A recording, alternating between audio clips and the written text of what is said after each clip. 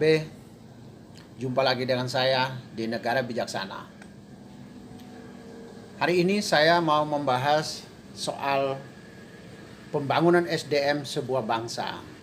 SDM yaitu sumber daya manusia.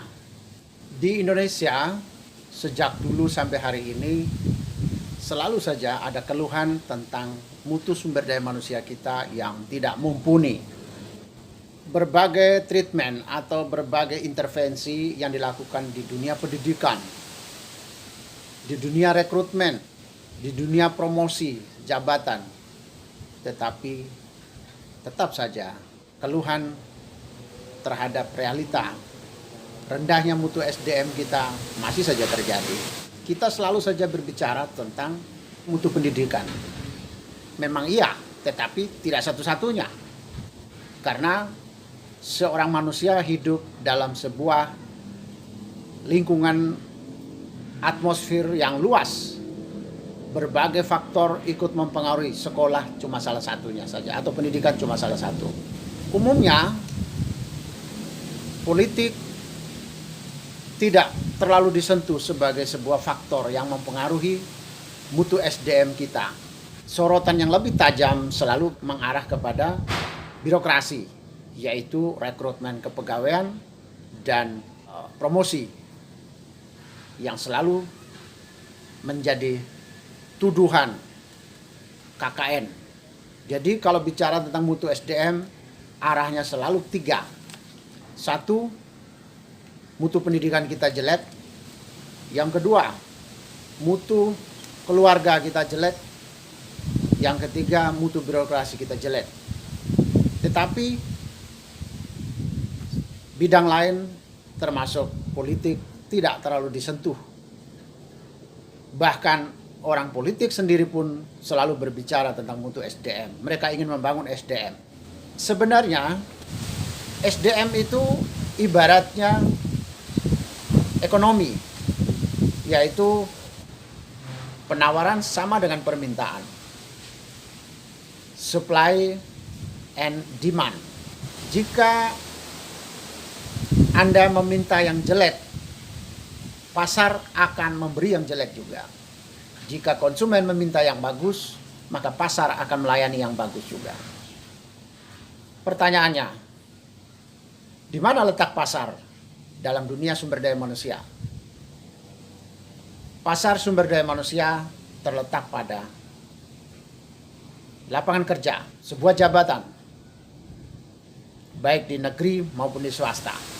Jika keluhan tentang SDM kita buruk, itu artinya rekrutmen dalam dunia swasta maupun pemerintahan masih buruk. Apa pengaruhnya rekrutmen dan promosi jabatan terhadap mutu SDM?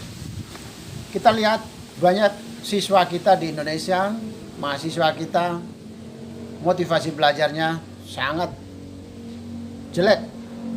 Silakan cek di para guru di sekolah, silakan orang tua buka mulut. Motivasi belajar mahasiswa maupun siswa kita sangat buruk.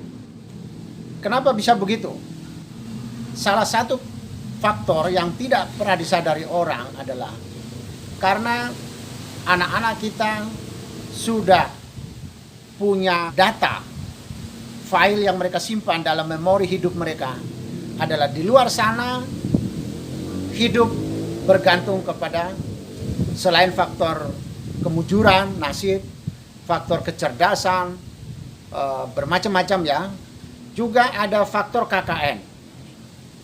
Jika anak yang memiliki banyak sanak saudara, banyak keluarga yang menjadi orang pengusaha, pejabat tinggi, bahkan kalau dia punya keluarga besar, dia punya suku besar, maka dia pun bisa yakin bahwa menjadi pemimpin akan dipilih di TPS-TPS pun bisa.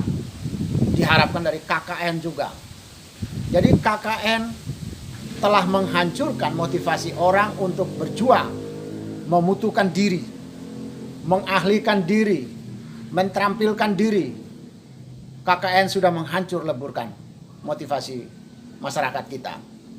Rekrutmen sekarang sudah agak membaik, reformasi di birokrasi sudah mulai terjadi, yaitu rekrutmen lewat online, sehingga kecil kemungkinan untuk terjadi KKN. Namun demikian masih juga promosi-promosi jabatan masih kental sekali dengan KKN. Politik, suara di TPS sangat ditentukan juga oleh SARA, suku, ras, agama. Siapa yang punya keluarga banyak, siapa yang beragama dengan mayoritas umat banyak, maka dia akan dipilih. Kampanye-kampanye di berbagai tempat, pilkada maupun pemilu legislatif, itu warna SARA sangat kental. SARA di dalam politik itu bagian dari KKN dalam dunia politik. Jadi pejabat-pejabat yang terpilih lewat pemilu legislatif, pilpres atau pilkada, jangan merasa diri bersih dari KKN. Anda sendiri terpilih di TPS berkat isu-isu SARA, isu-isu KKN. Warna-warna KKN selalu dimainkan di dalam panggung-panggung politik.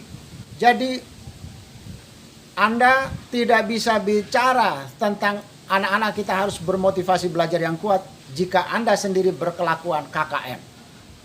Politik SARA, rekrutmen SARA, promosi jabatan SARA.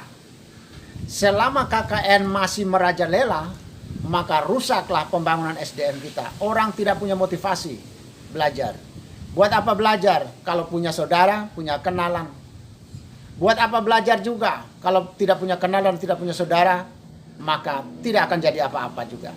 Ini terjadi di Indonesia sampai hari ini. Jika ini terjadi di negara bijaksana, maka politik SARA harus dihentikan. Siapa yang memainkan SARA akan ditindak.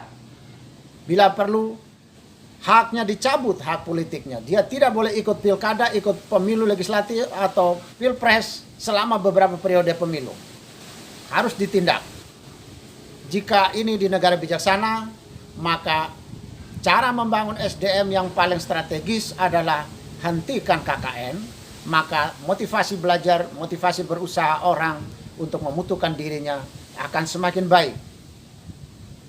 Kita tidak bisa berharap hanya dengan perintah anak-anak, perintah mahasiswa untuk belajar, untuk memutuhkan diri, jika dalam realita mereka saksikan ada KKN yang memberi harapan bagi mereka, yang punya saudara, punya kenalan banyak, dan sekaligus pesimisme bagi mereka yang tidak punya kenalan banyak.